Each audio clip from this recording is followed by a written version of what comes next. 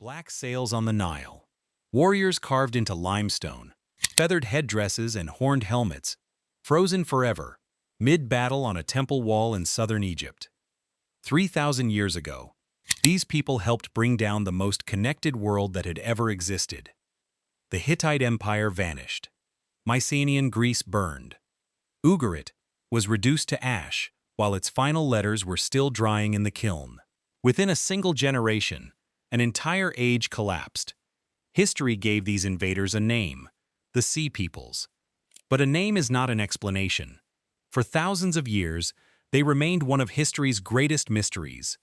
Warriors without clear origins who appeared suddenly, devastated kingdoms across the Mediterranean, and then seemingly vanished. Only recently has science begun revealing what really happened. And the truth is far stranger than anyone imagined. To understand the Sea Peoples, you first have to understand the world they encountered.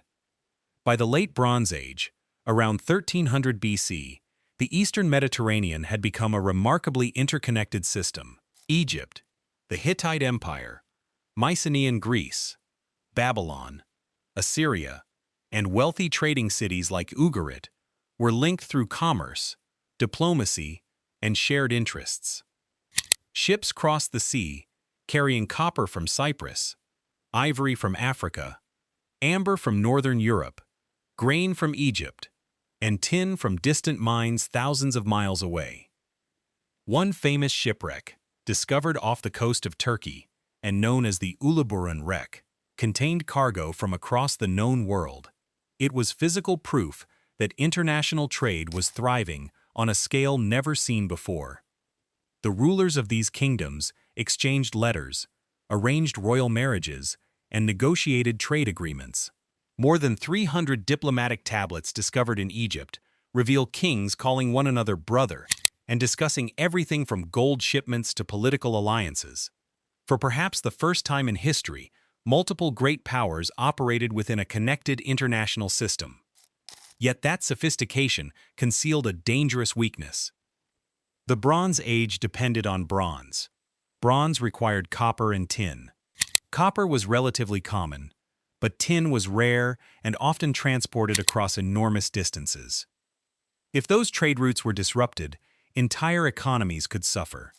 The military power of the age also depended heavily on chariots, expensive machines requiring skilled craftsmen, trained horses, and vast resources. The entire system functioned only as long as every piece continued working. By the late 13th century BC, warning signs appeared everywhere. Evidence suggests drought was affecting large regions. Food shortages struck vulnerable kingdoms. Fortifications were strengthened. Letters from rulers became increasingly desperate. One famous message from Ugarit warned that enemy ships had been sighted. Then the crisis arrived. Around 1177 BC, fleets of unfamiliar warriors appeared across the eastern Mediterranean. Egyptian records describe strange fighters wearing feathered headdresses and horned helmets. Their weapons differed from traditional armies. Their tactics seemed unfamiliar. Most importantly, they did not appear to belong to any single kingdom. These were not soldiers serving one ruler. They were a coalition of different groups moving together. The Egyptian pharaoh Ramesses III confronted them during one of the most famous battles of the ancient world. According to his inscriptions, Egypt won a great victory. Reliefs carved into the walls of his temple at Medinet Habu show Egyptian forces defeating the invaders in dramatic fashion. Yet historians approach these claims carefully. Egyptian rulers always portrayed themselves as victorious. What makes these inscriptions significant is not the boasting but the fear behind them. Ramesses felt compelled to emphasize how devastating the Sea Peoples had been elsewhere. The inscriptions describe entire nations falling before them and list numerous kingdoms already destroyed. Archaeology confirms much of that destruction. Cities across Anatolia, Syria, and the Levant show evidence of violent collapse around the same period. The Hittite Empire disappeared. Major trading centers were abandoned. Mycenaean palaces burned. The Bronze Age world was unraveling. Who exactly were these people? Egyptian records mention groups called the Peliset, Shurdan, Tjeker, Denyen, and others. Some may have originated from Sardinia, others appear linked to Western Anatolia or the Aegean world. The Peliset are widely associated with the Philistines, who later settled along the southern coast of the Levant. For nearly 2 centuries, scholars tried to solve the mystery using pottery, weapons, architecture, and artistic depictions. These clues suggested connections to various Mediterranean cultures, but none provided definitive answers. The evidence was frustratingly incomplete. At the same time, another realization emerged. The Sea Peoples alone probably did not cause the Bronze Age collapse. Research increasingly points toward a combination of disasters occurring simultaneously. Climate studies indicate severe drought across much of the eastern Mediterranean. Reduced rainfall likely caused crop failures and famine. Geological evidence suggests multiple major earthquakes struck the region during this period. Trade routes were disrupted. Political systems weakened. Economic networks began breaking apart. In several locations, destruction appears targeted at palaces rather than entire settlements. This suggests internal unrest may have contributed to the collapse. Ordinary people facing famine, taxation, and insecurity may have turned against ruling elites who could no longer provide stability. Instead of one catastrophic invasion destroying a healthy civilization, historians now see a chain reaction. Environmental stress, economic disruption, political instability, and migration combined into a system-wide collapse. The Sea Peoples were part of that story, but not the entire story. Then ancient DNA transformed the debate.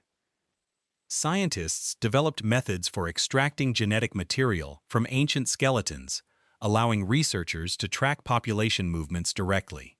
For the first time, historians could investigate not just artifacts, but the people themselves. A landmark study published in 2019 examined human remains from Ashkelon, one of the major Philistine cities. Researchers analyzed individuals from before, during, and after the period associated with the arrival of the Sea Peoples. The results were remarkable. Early Iron Age individuals displayed a significant amount of European-related ancestry that had not existed in the local population previously. The genetic signal pointed toward origins somewhere across the Mediterranean, possibly in the Aegean or southern Europe. For the first time, biological evidence supported what archaeology had long suggested. People really had migrated across the sea during this period. But the discovery revealed something even more important.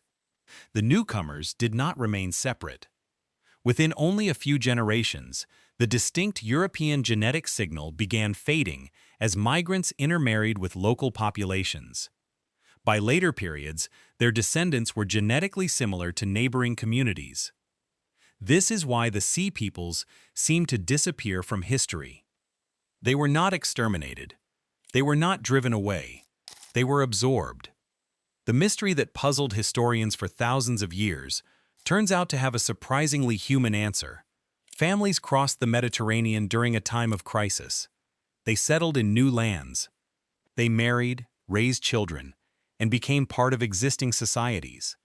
What survived longest was not their DNA, but their culture. In Philistine cities, archaeologists find distinctive pottery styles, new architectural traditions, and changing food practices that reveal the influence of incoming populations. These cultural fingerprints remained visible long after biological differences faded. Some groups followed different paths. Shurdan warriors continued serving in Egyptian armies. Others settled in Cyprus or coastal regions around the Mediterranean. Over time, they became integrated into the societies around them. That is the final irony of the Sea Peoples. For centuries, historians asked where they came from and where they went. Modern science has shown that they never truly vanished at all. They became part of the world they entered. The Bronze Age collapse was not caused by mysterious outsiders arriving from nowhere. It was the result of real people responding to drought, instability, economic breakdown, and opportunity. They crossed the sea seeking survival in a changing world. They helped destroy an age. Then they helped build the next one. And in the most literal sense possible, their descendants are still among us today.